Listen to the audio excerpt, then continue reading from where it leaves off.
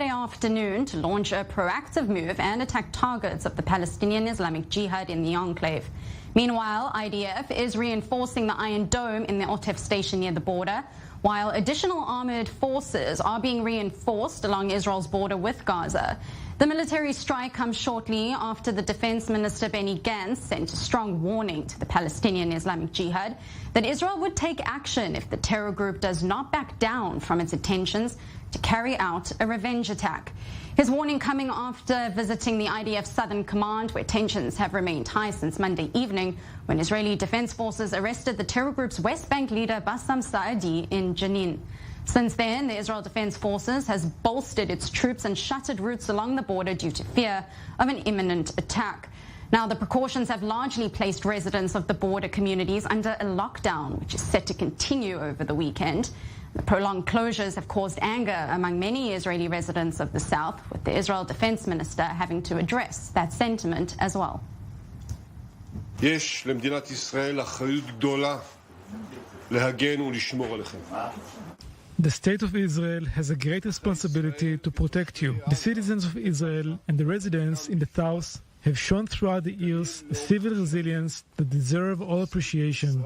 Our mission is to ensure that the tension is over and routine is back. I say to the residents of the surrounding area, we are with you and will do everything necessary to protect you with responsibility and determination, and according to considerations of the use of force that will lead to the required result. To our enemies in general and to the leaders of Hamas and Islamic Jihad, I say explicitly, your time is limited. The threat will be removed one way or another. And joining us now from the Zikim Junction, which is near the Gaza border, is our defense correspondent, Jonathan Regev. Jonathan, you are relatively close to the border. Give us a sense of just how close and if you can hear or see anything. Yes, Batya, we're roughly 5 miles to the north of the Gaza border. We heard some explosions when the attack began some 40 minutes ago.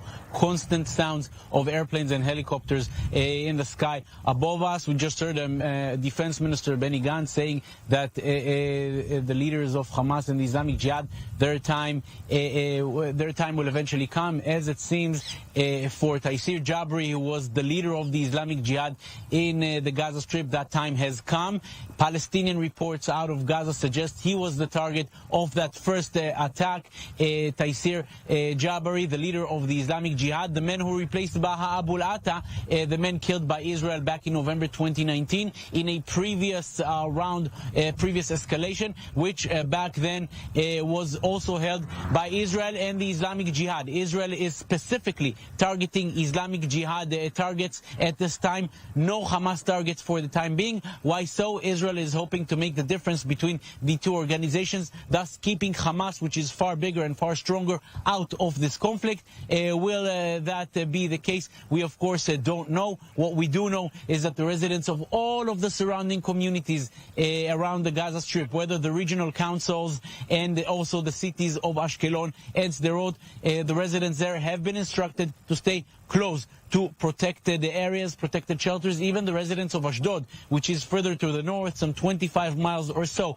from the Gaza border, have been instructed to pay attention. And also, we know that the Iron Dome batteries have been reinforced, not only here in the Gaza border area where we are, but also in central Israel. If we go back to that attack in 2019, we remember that at the time Islamic Jihad did fire rockets towards central Israel. Israel carried out that first strike, signaling to the Islamic Jihad that the patience is over. For nearly 4 days, all of the roads along the Gaza border have been closed for fear of the anti-tank squads, which are waiting for Israeli cars on the other side of the border. Following that wait, Israel signaling that its patience is done and setting out on the offensive. Now the big question is, what kind of response will we see from the Gaza Strip? Will it be a limited response or something bigger? Will Hamas join the Islamic Jihad or not? At the moment, we have to wait for some kind of response. The assumption in Israel and in all of the communities around us is that a response will come. Rockets will be fired.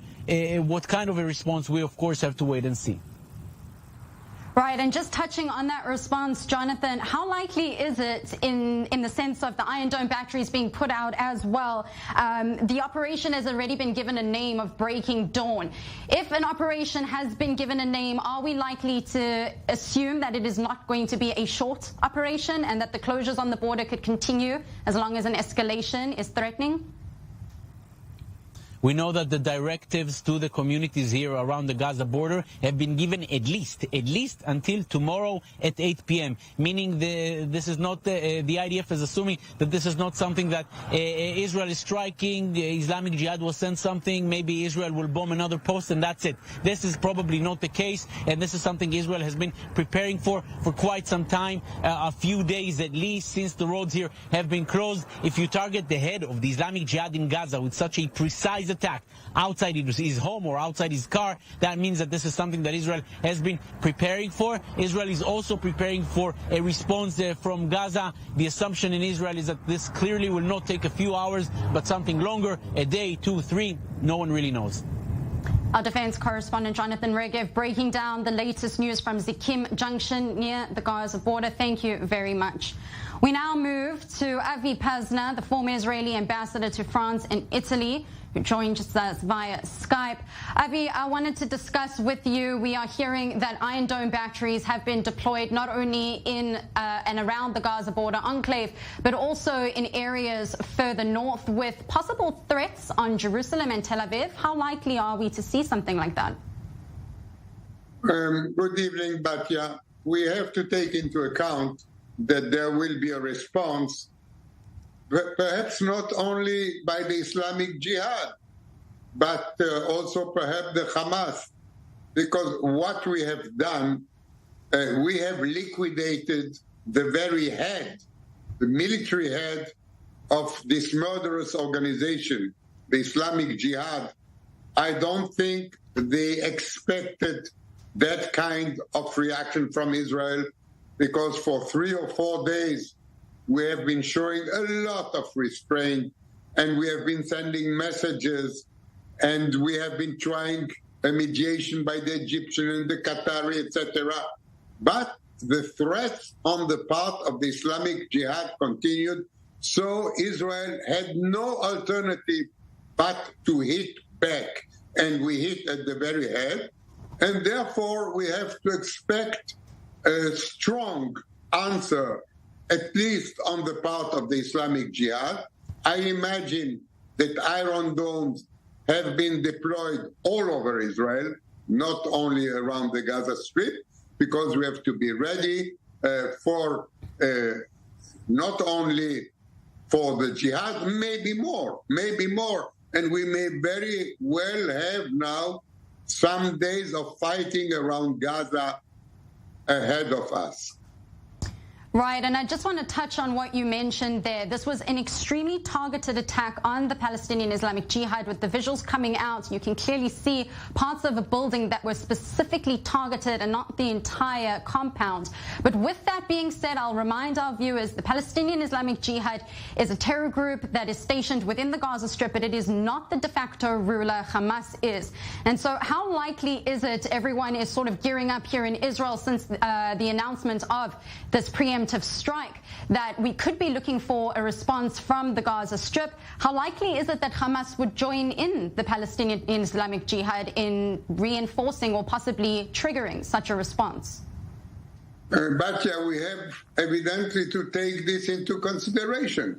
I mean, when you execute the kind of operation we did now against the head of the military branch of a major organization in Gaza, which is, by the way, supported by Iran. You know, jihad, the Islamic Jihad is financed and supported by Iran. But when you hit the military head of that kind of organization, you have to expect a strong reaction also on the part of others. And I think those who decided this operation took into account that this is not a simple strike, that you eliminate somebody or you arrest somebody, that there will be consequences. And I am sure and convinced that we have taken every step possible to meet all the consequences of this attack. But it was a position in which we were not ready to continue to be, meaning to paralyze a part of our country because of threats from a terrorist organization for 3 days, for 5 days, maybe for more. This is unacceptable on the part of Israel, and we had to demonstrate that we take this threat very seriously and that we will do everything possible to thwart them now and in the future. Right, Avi, and I just want to touch on what you mentioned in terms of Iran's possible involvement. We are seeing reports that the Al-Quds Force, which is Iran's foreign operations of the IRGC, is likely to have been targeted in the Strip as well. And I want to just bring, this always kind of forces the question along this time of if such a strike is somehow connected to the political turmoil that's going on in Israel in terms of the fact that Israel has upcoming elections. Was this likely a political tool? I don't think it is politically motivated. As you have seen during the 3 or 4 days of closure around the Gaza Strip, we haven't heard criticism on the part of the Israeli opposition because I believe that defense matters and security matters are here a general agreement, are a consensus, and I don't think here there is any political angle to this decision. There is a military security angle, and as you mentioned, Al-Quds, which is also part of the front against Israel, is also present in the Gaza Strip and may have been targeted as well. And we have always to remember that we have here a very powerful enemy in front of us, because the Islamic Jihad, which is a terrorist organization, is also an arm of the Iranian regime and can be activated just like the Hezbollah can be activated at any moment against Israel. So it was important now to teach them a good lesson that Israel will not be intimidated by the threat and that we take action, and we take action directly at the head of the organization with all the consequences that we are ready to meet. And just briefly, as the former Israeli ambassador to both France and Italy, it's likely with the death toll that's coming out, we're now seeing that there's about 5, this according to the Hamas health ministry, that have been killed so far in this preemptive strike. Israel Defense Forces, we are known as being a defense force and not an attacking force. How is this going to be viewed in Europe as well as in the West and possibly other nations? We always have to face criticism the moment we take military action in the Gaza Strip. We are regretfully used to it for many years now, and although we left the Gaza Strip from our own decision, and they enjoy complete freedom there, there still are a terrorist organization. Hamas is still a terrorist organization, which is recognized as such by Europe and by the US. But when we do take military action against this terrorist organization, very often we are being criticized. Right. And we have to be ready to accept this criticism because our defense is more important than anything else. Quite correct there. Avi Pazner, the former Israeli ambassador to France and Italy, thank you very much for joining us today. Thank you very much for having me. Roadblocks have been tightened for a 4th day in a row in southern Israel as precautions remain in place against the attack by a Palestinian Islamic Jihad in Gaza, especially now as the IDF has launched a preemptive strike. Alec Pollard has the latest. For a 3rd day in a row, roads blocked in southern Israel near the Gaza border as fears remain high the Palestinian Islamic Jihad in Gaza will launch an attack. The forces of the Gaza division have been on high alert for the past several days. We recognise the intentions of the Islamic Jihad to carry out attacks against the residents of Gaza border communities and IDF soldiers, and therefore we have deployed roadblocks across the entire area. The roadblocks will continue as long as necessary. The second strongest faction in Gaza after Hamas has vowed revenge for the arrest of their leader in Jenin in the West Bank on Monday, Bassam Saadi. Now Islamic Jihad operatives in Jenin are also threatening to respond, issuing a warning to Israel in Arabic and Hebrew. You hurt Sheikh Bassam Saadi, who is not just a commander of the Islamic Jihad here, he is a religious figure. This is a religious issue. This situation will not go on. We are awaiting instructions from Gaza how to respond. We are in this war with Gaza together.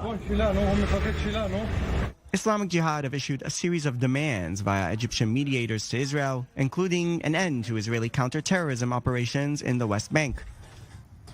Well, we're going out for a short break, but stay with us. We'll have more breaking news after the break.